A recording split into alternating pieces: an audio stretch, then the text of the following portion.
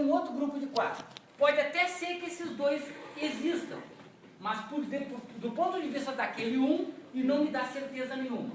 A certeza eu tenho é, por exemplo, por esse 1 aqui.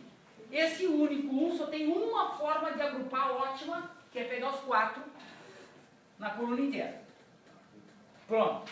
Se eu olhar agora para esse 1 só tem uma possibilidade ótima de agrupar. Os 4, 2 de cada lado. Esse 1 aqui só tem uma possibilidade ótima de agrupar. Toda a linha. 4. E agora esse 1 aqui, quantas possibilidades ótimas ele tem? Tem 3. 4. 2. Ah, calma aí. 2. Ai. Tem 2. Tem esse aí? Esse 1 aqui. Eu posso agrupar os 4 assim, Toda a coluna. ou, Os 4 do meio.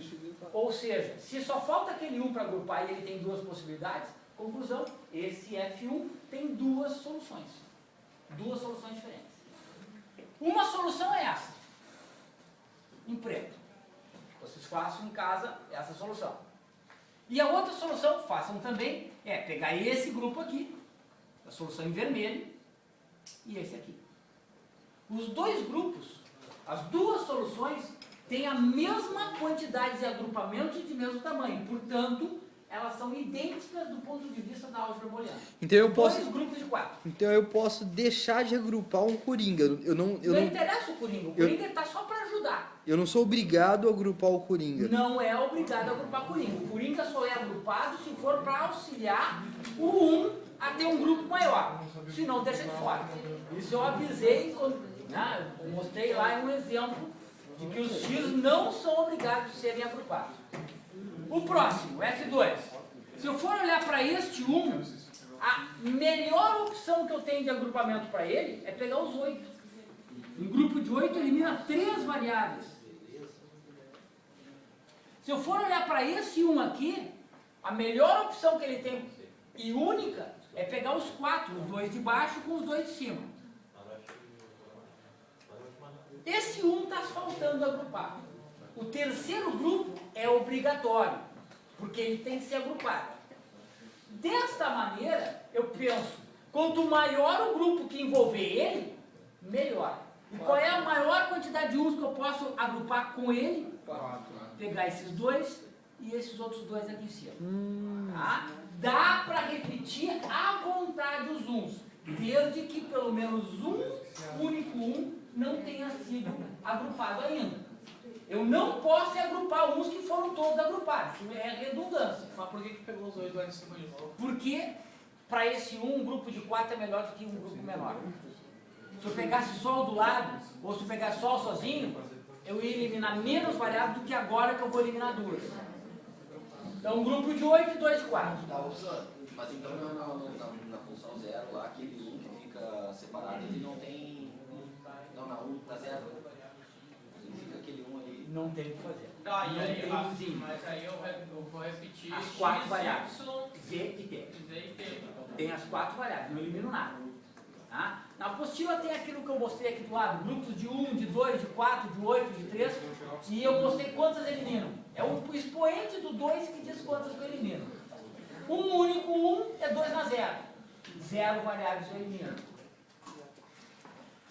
Esse outro aqui.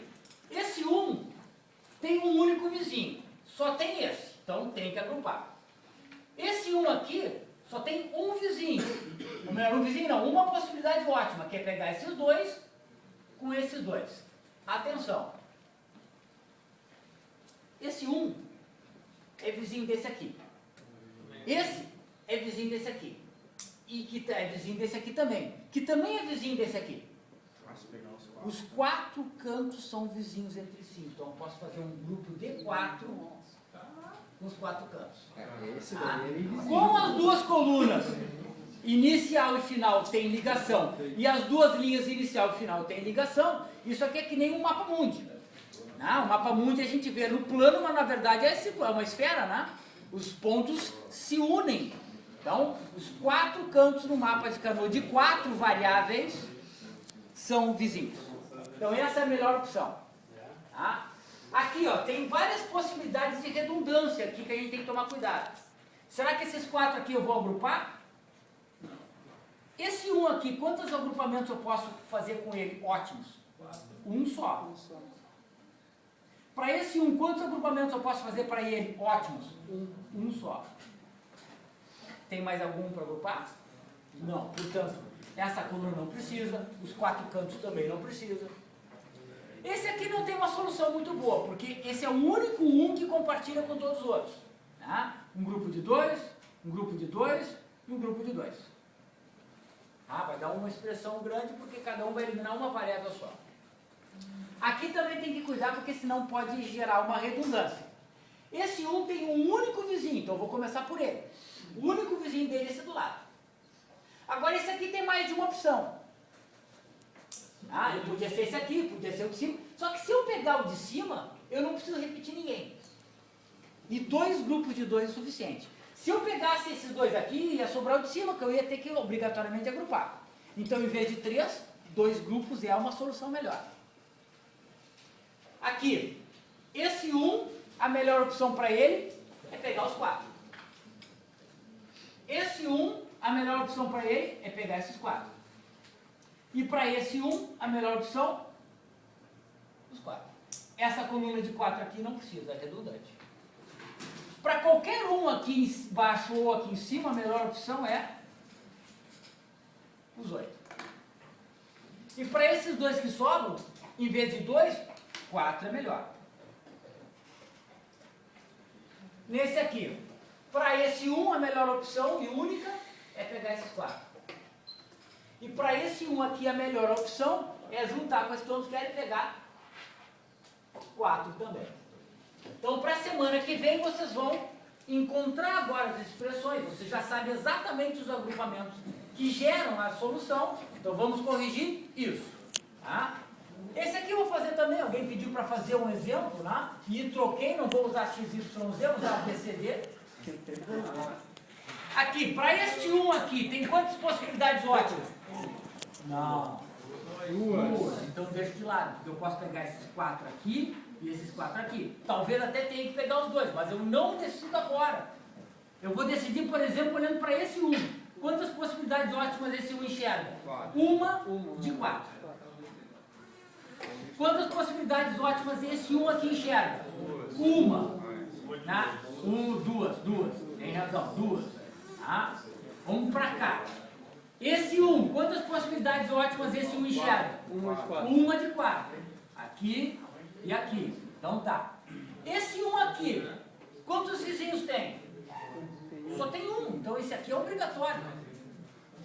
E agora aquele ficou com 2 opções.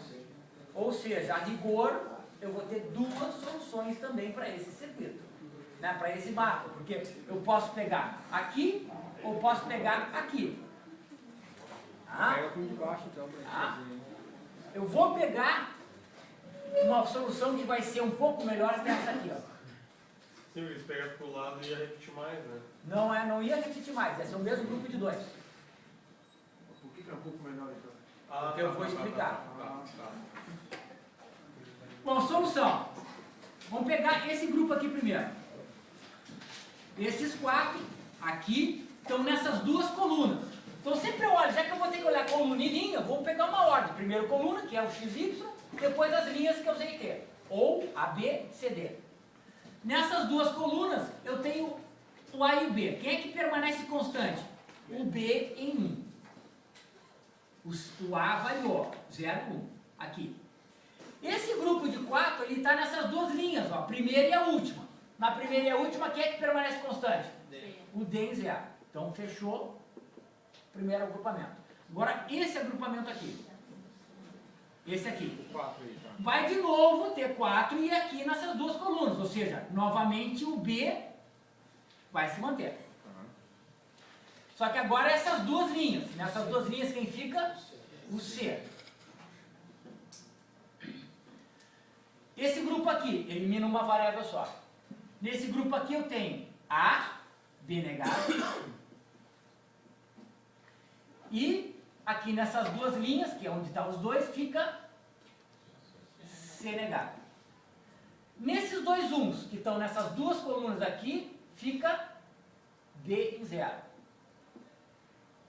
Tá? Esse 1 aqui, só o B. Nessa linha vai ficar as duas variáveis, o C negado e o D. Tá? Então esses dois 1s, aqui fica o B negado, porque o A variou de 0 para 1. E esses dois 1s aqui, tá nessa linha, fica o C negado e o D. Por que eu não fiz aqui? Porque eu vou explicar, eu ia explicar na correção semana que vem, que a simplificação dessa expressão, ela chegou no seu extremo, é o máximo de simplificação que eu posso. Mas, se eu quiser construir um circuito, colocar esse B em evidência aqui vai fazer o circuito ficar mais simples. Ah, lembra que a gente fez aquela expressão? Vou fazer um exemplo. XY mais XZ. Se eu fizer esse circuito aqui, vou ter um produto para XY, um produto para XZ e vou somar os dois. Agora, se eu colocar o X em evidência, o que vai acontecer? Vou ter um produto a menos. Vai ficar a soma de X com Y, que multiplica o X. Isso dá, essa simplificação de circuito, dá para se enxergar no mapa de Carnot? Dá. Toda vez que dois agrupamentos de mesmo tamanho tiverem uma sobreposição de 50%, dá para fazer isso aqui. Por isso que, ao invés de escolher isso, eu escolhi isso aqui. Porque esse de 2 e o de 4 não teriam nada para colocar em evidência, porque não são do mesmo tamanho. Agora, esse de 2 e esse de 2 tem. O que eu posso colocar em evidência aqui? Isso aqui faz o circuito ficar com um pouco menos de entradas ou até mesmo menos portas lógicas. E aqui, esses dois de 4 não estão com metade em sobreposição, o B está para botar em evidência.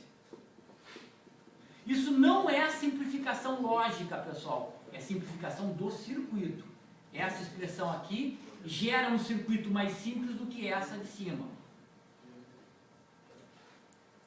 Mas tem que saber sempre qual é o objetivo final. Se o objetivo for simplesmente simplificar e encontrar a expressão lógica, qualquer das duas expressões serve. Qualquer uma das duas serve. Agora, se o exercício, se a questão pedir, implemente, construa, né, encontre o circuito, aí tem que ser o mais simples. É a resposta de baixo que é a válida. Deixa eu fazer uma pergunta. Você, enfim, faz uma solicitação desta e aí eu deixo na resposta de cima ali. Não É a diferença entre o A e o B. Mas aí... O A sempre é a solução mais perfeita possível. Tá, mas não seria errado. Não, B não é errado. Nem C é errado. Mexer no mouse lá. Vamos ligar. Ah, tá ligado, só que o mouse... Aí,